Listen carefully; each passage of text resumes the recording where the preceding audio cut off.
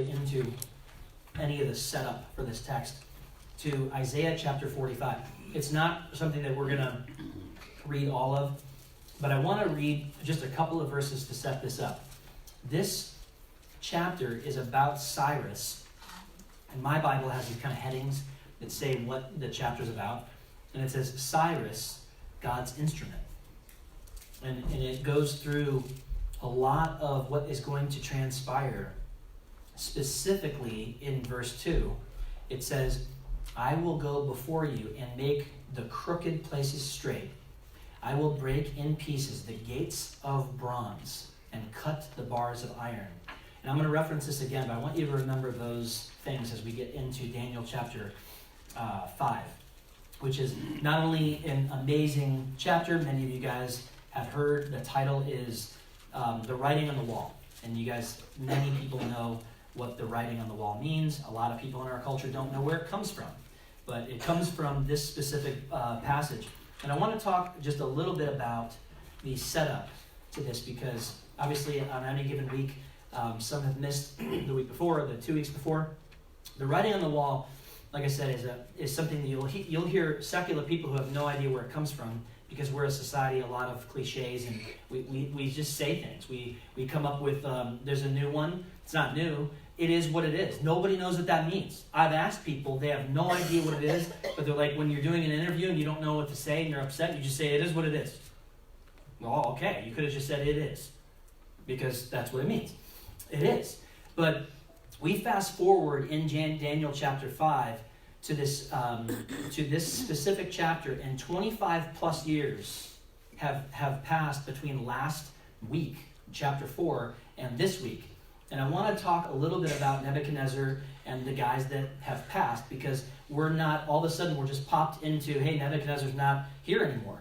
And I want to attempt to read some of these names. Nebuchadnezzar was from 605 BC to 562 BC. From 562 to 560 was Amel Marduk.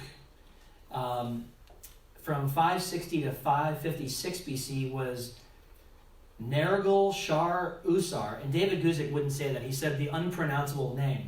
And David Guzik's one of my heroes in the studies of the scriptures. So I absolutely love that he said the unpronounceable name, the guy that was third. However, there's a couple more. And I want to read a couple of these because we're going to get into why it is that we don't find the guy whose name is in this chapter in this sort of chronological order of these Babylonian rulers. And there are so many of them that they go, if you Wikipedia this, there's Babylon was obviously, it's got such a long history. There's literally dozens of these guys that ruled.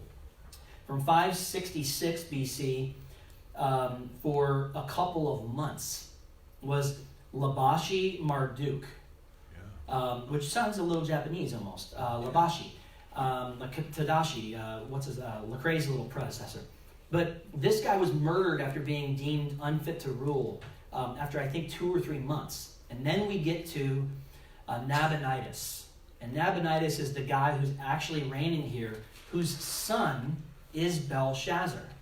And this is a co-regency arrangement because Nabonidus was not a guy who wanted to punch the clock and sit in the kingdom. He was a guy who wanted to go out and conquer. He was a guy who wanted to be outside. But I want to set up the first thing I told you about in Isaiah, about those gates. Because Babylon was thought to be a city you could not get into. You couldn't conquer it. You couldn't penetrate the walls. The walls, I've talked about the walls, how thick they were. You could run 3 chariots on the side. They were literally from this wall to this wall, 26-ish feet.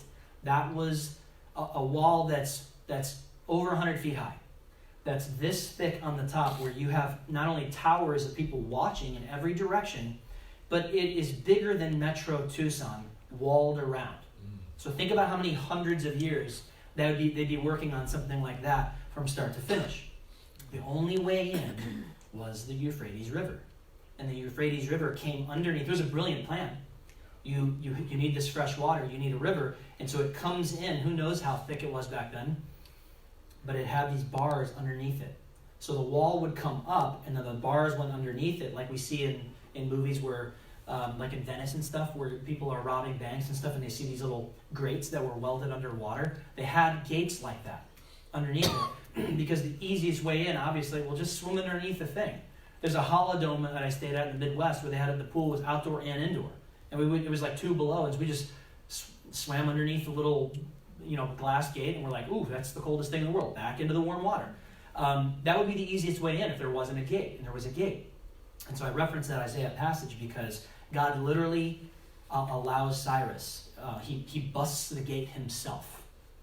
And that is why, that's where we find ourselves, to the drunken, wild frat party of chapter 5, verse 1. Belshazzar the king made a great feast for 1,000 of his lords, and drank wine in the presence of the 1,000. While he tasted the wine, Belshazzar gave the command to bring the gold and silver vessels, which his father Nebuchadnezzar. When we say father, we're talking about how Jesus talked to the Jews of the New Testament and said, your father Abraham, ancestor. Great. This was a grandfather on the mother's side. Likely. You can study this until you're blue in the face. This is what secular Greek scholars were writing. And I don't have time to get into it, but there's this really, really cool thing that looks like a barrel. I don't even know what it's called. But they found this barrel, and I don't know when they found it, but it confirmed that Belshazzar was the son of Nabonidus. And that barrel-like thing is now in a museum in England to this day. You can go see it right now. That proved, when they're like, oh, there's no mention of Belshazzar, the Bible's wrong. Actually, there is. And they found it, and it's right there in plain view in London, if you want to go see it. So Belshazzar says, hey, go get the vessels. These are vessels that were dedicated to Israel's treasury. This is what God had, these were inside the treasury of the temple that Nebuchadnezzar, when he sacked that whole area, took these things and put them away. Now, I don't find that he ever did this, Nebuchadnezzar ever did this, but his grandson, the really smart kid, Belshazzar, thought to himself, hey, since we're drunk, this will be a really good idea. Let's do something even dumber, and which often is what happens at frat parties. And the police can tell you this. They just get dumber and dumber every hour that they're on the clock. The parties anyway, the behavior. So they said, bring the gold and silver vessels which his father Nebuchadnezzar had taken from the temple which had been in Jerusalem, that the king, his lords, his wives, his concubines might drink from them. So let's just have this. I'm not going to give you anything graphic because I don't believe that that's what we need to be focusing on, but this is a frat party times 1,000 people are here. And these are people who believe in gods and believe in sexual perversion and sacrifice to some of these gods, and that these gods often entitle and often entice a person into pleasure. So hey, why not serve them? They never require anything of you, except for that, hey, when you're having a wild, drunken party, hey, this is a good thing. And what we're doing is a good thing to this god Bel. So they brought these cups in and disgraced the God of Abraham, Isaac, and Jacob. They drank wine, verse 4, and praised the gods, little g, plural, of gold, silver, bronze, iron, wood, and stone. What's ironic about that is that the god of silver that they're talking about is literally going to come this night. The statue that had Nebuchadnezzar as the head of gold and the chest of silver, the Medo-Persian Empire, is literally knocking at their door as this party is going on. And many commentators talk about the fact that Belshazzar, his dad, is out fighting outside of these city walls as he's having a frat party, thumbing his nose to Darius, to Cyrus, to the Medo-Persian Empire that are literally going to take this place this very night. Which is, it's just, the irony is fabulous.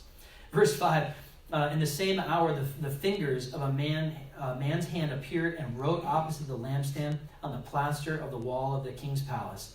And the king saw the part of the hand that wrote. This is probably one of the most famous verses in all the Bible. People that don't know much about the Bible, certainly not much about the Old Testament, know this story, many of them, because of the handwriting on the wall.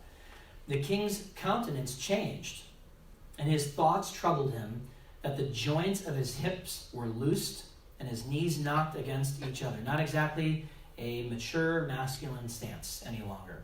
Not exactly the life of the party anymore.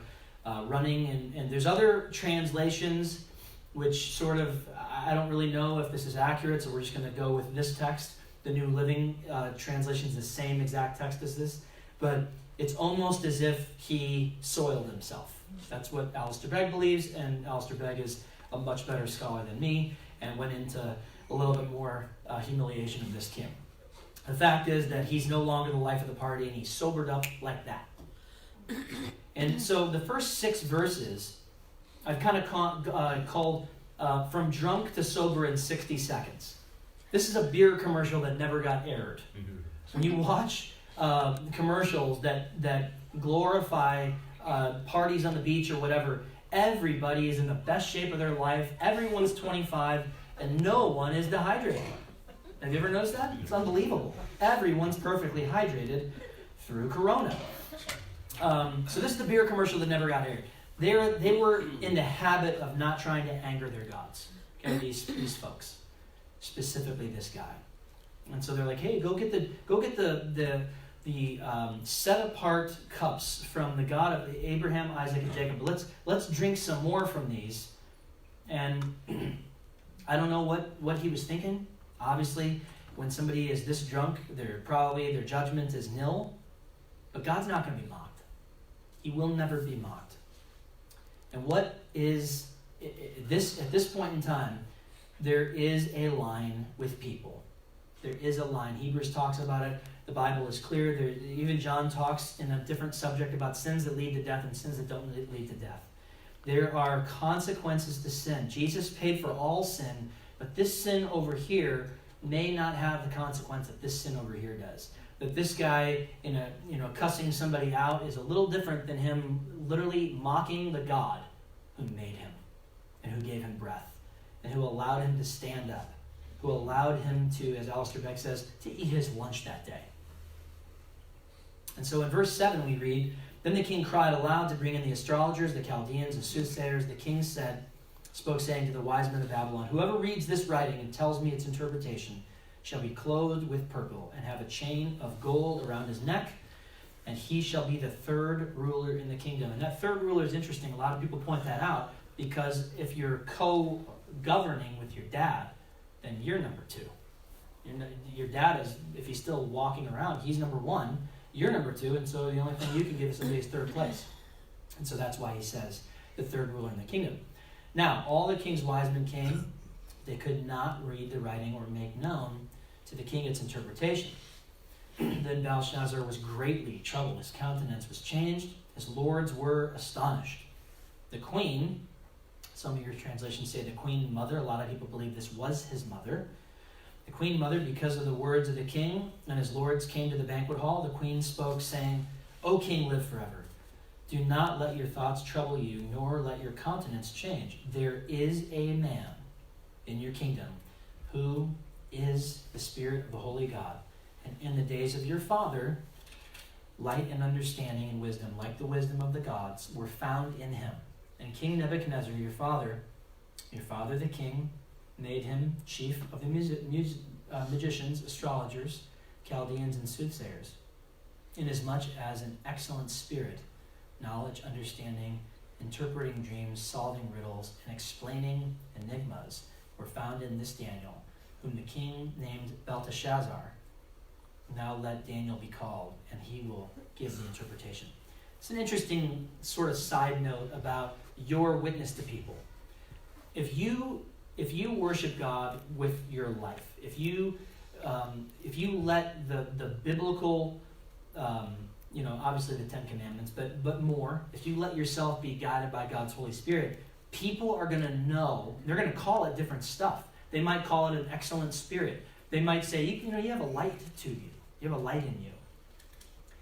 I can promise you, if you live that way, if you live for the Lord, when trouble comes to people that you've talked to that don't want much to do with you, when the hoopla is over, when they're struggling to sleep in his grandfather's case, Nebuchadnezzar, when they're scared to death and their knees are knocking, when they've gone completely pale, they know that there's something about you. And that is why it was known. Daniel wasn't, he wasn't somebody they're going to go, well, why don't you preach to us every single day? But when the terror comes, that it was quite clear that his mother knew exactly who to call. It was almost like she was waiting for them all to fail, all these people to fail, because she had seen it in her father, Nebuchadnezzar, or in King Nebuchadnezzar decades before, multiple times. These people that you put around you, these yes men, don't have a clue as it pertains to spiritual matters. They like to tell you wonderful things and give you a very positive horoscope. Have you ever read a horoscope? It could be anybody. Every one of them, it could be anybody, anytime. It's just positive stuff. I mean, when you read that stuff, you're like, how is this ever narrow? It's never narrow. It's, you shall meet someone today. Well, really? If you're going to get gas, you'll meet someone today. If you're going to get coffee, you'll meet someone today. But just know that as you shine your light, it will be noticed. But yet, this king is still not getting it. There are similarities in his grandfather and similarities in his situation, but God knows the heart. This is what we talked about last week. There is and was something about this guy that was so proud, it was so hard-hearted, that it was almost like anything to get me out of this situation, I'll take it. I'll listen to it. He's aware of his grandfather's story. We'll read about that in a second. And he would be ultimately acquainted with Daniel. It's almost like he forgot Daniel was even in the kingdom. Now, Daniel at this point is likely 85 years old. Some say 90. I do believe that he was about 16, so we're adding 70 years to 16. So 85, 86, upper to mid-80s for certain. God gave Daniel a lot of years, a lot of favor. But Daniel also convicts people by being in the room.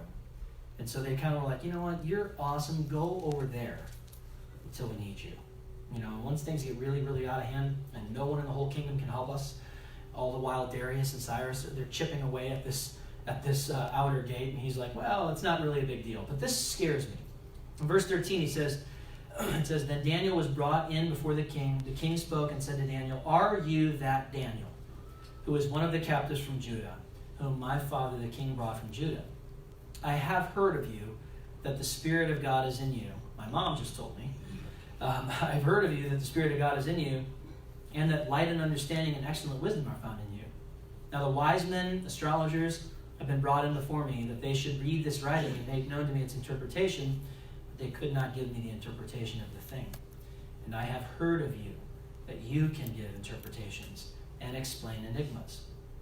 Now, if you can read the writing and make known to me its interpretation, you shall be clothed with purple and have a gold chain, and we'll make you Mr. T. Because that's how I know Mr. T. All the gold you can handle, bro. Now, it says all the gold around your neck, you should have made third in the kingdom. Daniel answered it. If I was Daniel, I would have been like, second in the kingdom. I want your job. Your dad is twice the man you are. Here's the contract. No, sign it. Then Daniel answered and said before the king, let your gifts be for yourself. Now, this is Daniel, who is 80-something years old. He's been through this whole thing several times. He's been given these things before. He's been given gifts. Nebuchadnezzar showered him with gifts, gave him an amazing job, and he has lived life, and he is likely ready just to see his Lord. And so you can see the difference in how he talks. Just keep your stuff, dude. I'll tell you what it means, and it's going to be harsh. But keep your rewards, give them to somebody else. But I will do what God has brought me here to do. I will make known to him the interpretation. O king, the Most High God gave Nebuchadnezzar, your father, a kingdom, and majesty, glory, and honor. And because of the majesty that he gave him, all peoples, nations, languages trembled and feared before him. Whomever he wished, he executed. Whomever he wished, he kept alive. Whomever he wished, he set up. Whomever he wished, he put down. And I want to just briefly bring us back to the fact that that statue in the first dream, the gold, the silver, the bronze, and so on and so forth, which we'll get to in this book, that Daniel was well aware of this. I have no knowledge of if this kid has been told this before through his dad, because it's been a while since Nebuchadnezzar's been around. However, it was quite clear that there's no way this kid doesn't know that Nebuchadnezzar was living like an ox, and he's going to get into that in a second, that he was insane for 7 years. That's like the family secret, right? The crazy, like the crazy Kennedy that we've never heard about that's kind of put away in the compound. we the public don't necessarily know, but you got to believe this guy knew this. And you got to believe that as he's going through this, that stuff is registering with this guy. And he's remembering, my grandfather was there were other guys before him, but nobody had the authority he had. Nobody had this kingdom that he had. Nobody was able to just execute. It's on my word. I don't even care if you know that this guy's innocent. I don't like him. He's dead. You can't do that stuff today. In no civilized people's republic can you do this stuff without red tape and bureaucracy and tens and dozens and dozens in small countries and hundreds in our case of other politicians weighing in on stuff. Nowadays there's gridlock. There was no gridlock with Nebuchadnezzar. Verse 21. Then he was driven from the sons of men. His heart was made like the beasts. His dwelling was like the wild donkeys. They fed him with grass like oxen. His body was wet with the dew of heaven, till he knew that the Most High God rules in the kingdom of men and appoints over it whomever he chooses. But you, his son, Belshazzar, have not humbled your heart, although you knew all this. And that's the whole point, is ignorance is one thing. There will be no ignorance because of Romans chapter 1. I don't have time to read Romans chapter 1, but if you wonder what I'm talking about, read Romans chapter 1. Google it if you don't have a Bible. If you need a Bible, just take one from the back today. Romans chapter 1 lays out why it is that no man, no woman past the age of accountability, whatever that is, I don't know what that is, 8, 10, who knows? Only God knows, and only God can govern that. But no man and no woman with sound mind can say before God when they die one day, I didn't know that I should have humbled myself before you. He says, you knew all this. You've been living knowing all of this. You know the story. You know all the crazy stories. This guy was a legend. Nebuchadnezzar is a legend. There's so much written about him. You could never read it all. This is his grandson. There's no chance in the world he doesn't think about the power that his grandfather had. He's like, you knew all this. And you've lifted yourself up against the Lord of heaven, like many people in our day. They have brought the vessels of his house before you, and you and your lords, your wives, your concubines have drunk wine from them. And you have praised the gods of silver and gold, bronze and iron, wood and stone, which do not see or hear or know, and the God who holds your breath in his hand, who owns all your ways. You have not glorified him. Romans chapter 1 says we are to glorify that God. We are to humble ourselves before that God and his Son Christ. The fingers of the hand were sent from him, and this writing was written. And this is the inscription. Mene, mene, tekel upharsin. This is the interpretation of each. Mene, God has numbered your kingdom and finished it. Tekel, you have been weighed in the balances and found wanting. Perez, your kingdom has been divided and given to the Medes and the Persians. Now this would have been a little nuts. He knows they're there, but to hear someone say this to you, while you know that you're like, okay, wait, it is impenetrable. This we're aware of, but this guy is not messing around. He doesn't want any of my stuff. He doesn't want this position. He's telling me really simplistic things that in my inner heart, I probably already know these things. Tonight, your kingdom is given to the Medes and the Persians. Then Belshazzar gave the command, and they clothed Daniel with purple and put a chain of gold around his neck and made a proclamation concerning him that he should be third ruler in the government in this kingdom. There's one verse left, or two verses left, but I want to just kind of bounce off of a couple of things. The inferior king offers Daniel this subpar job. It's not a job that Daniel wanted at 85 or 86 or 90 years of age. It's not something that Daniel's supposed to be retired, right? Who's working at 90? Who's working in their mid-80s? In this kind of a capacity. It's crazy. Have we ever had an 88-year-old president? Like, no one would vote for that person, I wouldn't think. The inferior king is face-to-face with God's prophet, Daniel. It's like when someone's life is messed up, and they dust off the old Bible that they found somewhere in their house. He says, if you can do the impossible for me, I'll give you a gold chain. It's kind of like TV shows where cops do 25 years and they get an old junky gold watch as a retirement. Like, I laid my life on the line for citizens for 25 years. Mm-hmm. The pension's the gift, trust me. But to give them that, it's hilarious. It's kind of a slap in the face. But I'll give you a gold chain, and you'll be third place. I don't know about you, but third place, if you have all the leverage and you're a worldly person, you don't leverage into third place. You leverage into first, and if first isn't available, you leverage into second. Hey, Belshazzar, I know your dad's outside. If I tell you this, I want your job. You can still pretend to be the king, but I want authority. I want a council. I want authority over you. The problem is the bad news that follows, that none of this is even going to make any difference at all with this guy. Because, verse 30, that very night, Belshazzar, king of the Chaldeans, was slain.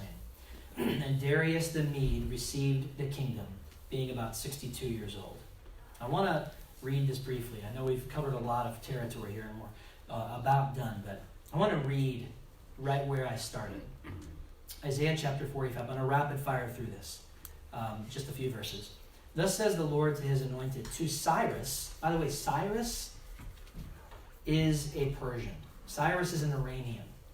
Okay? The Lord anoints governors, presidents, kings. The Lord anoints people to do what he wants done.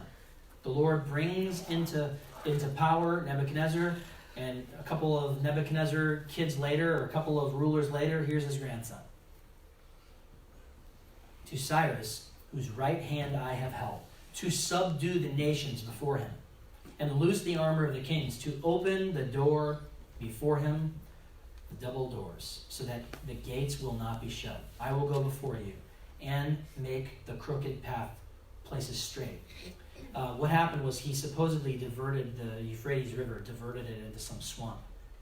And so it was, all of a sudden, they were exposed. I will break in pieces the gates of bronze. The gates into this magnificent, impenetrable city, God broke them. How? He cut the bars of iron. This is 200 years before this happened, by the way. It's pretty impressive stuff. I will give you the treasures of darkness and hidden riches of the secret places, that you may know that I, the Lord, who call you by your name, am the God of Israel. For Jacob, my servant's sake, and Israel, my elect, I have even called you by your name. I have named you, though you have not known me. God uses whoever he wants to use. He'll use whoever he wants to use. And he does that all the time in governments. I am the Lord, there is no other. There is no God besides me. I will gird you, though you have not known me, that they may know from the rising to the setting, rising of the sun to its setting, that there is none besides me. I am the Lord, there is no other. For people who talk these days about other ways into heaven, other ways into paradise, we'll all be all right in the end. The Bible does not, in any way, shape, or form, ever give that piece of information. And it's a terrifying thing to be caught judged by an angry God. And Daniel was not only a humble guy, Daniel recognized who God was. Daniel recognized this is not going to be an easy life. This is not going to be, like we talked about last week, Daniel was a young Jewish boy who was castrated in his late teens and put into service for the next 70 years to multiple kings, all of which did not like God. And Nebuchadnezzar came back to God only after a 7-year bout of insanity. That's what brought him back to God. Just some concluding thoughts about this. God unlocked the gates. Here's this city no one has been able to even touch. No one could touch without what God did here. God cut the bars, let this guy right in. This guy doesn't know him. He's an Iranian. He's a Syrian. For all we can, back in the day, this is the area what we're talking about. Is what is that area between Syria, Damascus, and maybe even a little south and east of there. Certainly not today a friend of Israel. And here's this guy who lived back then, and God is literally riding this guy like a horse. with a bit in his mouth. He's like, I'll use anybody. Darius is worse than you. I'll get you. I'll get him. Darius and Cyrus are vicious, and I'll use them. A couple of things, and we'll break for food. This story is one of thousands of stories of how God has shown himself to be the one true God, and man has rejected him in spite of evidence. There are many people today that Ravi Zacharias talks about, the great apologist to American universities. There are many people he has convinced through the intellect God has given him that God is the one true God. And they say, yes, absolutely, after you've convinced me.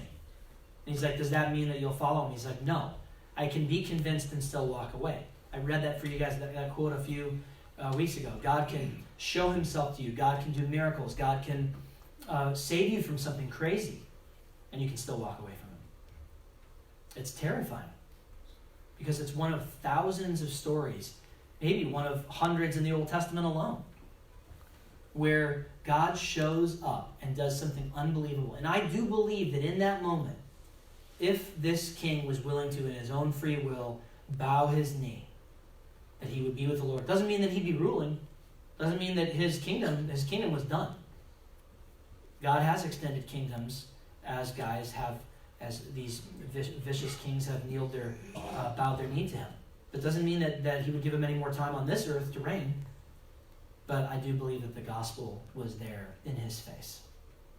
Secondly, people will often yield to God when God terrifies them. Yield. I can yield to somebody on the highway. It doesn't mean I like how they drive. It doesn't mean I like them. It happens all the time on the highway. But enough time passes and they forget. Although they know, and Daniel reminded him, this I've just told you. I haven't told you the one thing yet you wanted to know first. But I've told you this, and you already know this about your grandfather. Thirdly and lastly, God moves all leaders and governors in and out of power like a chessboard. He's been doing it since the beginning of time. All-powerful God who created all things is able to cut iron bars in the Middle East. It's not a big deal for him. God moves all leaders and governors in and out of power, like he moves Belshazzar out and the Medo-Persians in, the silver part of the statue. It's not so we will serve the leaders. It's not so we will bow our knee to the leaders. It's to accomplish his purpose. Ultimately, his purpose is to save people, but not all will come. We need to pray for our leaders to recognize God and to humble themselves under his hand, that our nation may turn back to God. Because what happens with nations is, as nations become progressive and they become so smart, they outthink God, and God now is out. We don't need God anymore. We used to, and we didn't know anything, and we just, tried to invent the wheel. We needed God then, but now that we're tech savvy and we've got every single thing, we've got every protection, and when we don't have enough money, we have the government. When that becomes a nation and they harden their heart to the still small voice of the Creator, their Creator, there's not much time left for that nation. It's not a doom and gloom message. It's what's happened since the beginning. This has always happened. The book of Judges chronicles God's elect people multiple times, over and over again, over 10 times. Them being judged, being beaten up, basically, going into captivity, crying out to God, and God saving them again. And that's what we need right now. We need our nation we need God's Spirit to awaken our nation to the fact that it doesn't matter what political side you fall in. Politics will never answer anybody's spiritual state. They will never fix anybody's sin problem. No, it doesn't matter who the leader is. There is one coming that will rule and reign, and he is the fixer. But that is after death for most people that have ever lived. I challenge you to pray this week, to take time to set aside, not only to pray for leaders that you don't agree with, because the Bible asks us to. I don't know that it's a great thing for us to be super overly political. I'm just not convinced of that. But what I have seen is when we align ourselves with a man or a woman who's been elected and that person falls, people that know that we aligned ourselves with them go, well, what about that? You said this person was all that and then some. You said this person, and we find out that this guy is having an affair with somebody. He's supposed to be a good, God-fearing, Bible church-going senator. And he has a wife and children, and now has a kid with his mistress. But that's not a guy I want to hang my star to. I don't care how great that guy is. I don't care if he's pro-life and he's a conservative. That is just a man. That is just a woman. Elizabeth Warren, Donald Trump, it doesn't matter. Because they're not going to set aside time to try to fix the sin problem. Because they know that they can't. And they know that they never will be able to. But we have to. Like Daniel. We don't read about his political rallies. His Facebook posts about, I'm really kind of a Cyrus guy. I'm really kind of a Darius guy, and I'm hoping that he can get through that gate. And they're like, shut up, stop speaking against the great king. If you weren't third, you'd be killed right now. It's not Daniel. That was never Daniel. Daniel was always truth to whoever was in front of him, but at the same time, he was humble and gentle like the servant King Jesus. Jesus allowed people to be horrible to him, and he still loved them. He still appealed that they would come to salvation. His own city that was horrible to him, he said, he wept. He didn't start rallies against them. He wept and said, how I wish that I could just huddle you like a mother chick does, or a mother hen huddles up her chicks. But you wouldn't. You wouldn't listen to me, you wouldn't. And I was in your midst.